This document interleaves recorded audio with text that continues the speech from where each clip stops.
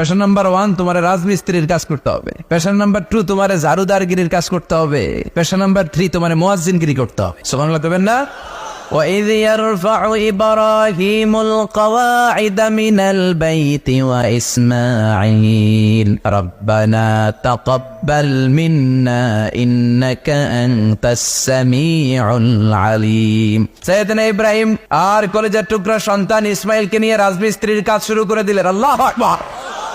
কাবা ঘর ভেঙে চুরমার, বাপ বেটা মিলে রাজমিস্ত্রির কাজ, পাথর কেটে কেটে বাপ বেটা মিলে কাবা ঘর বানায়। পেশা নাম্বার 1 শেষ। পেশা নাম্বার 2 ঝাড়ুদারগিরি। পেশা নাম্বার 2 কি? আল্লাহ বললেন তাহহিরা বাইতিয়া লিত-তাইফিনা ওয়াল আকিফিনা ওয়ার রুকাইস সুজুদ।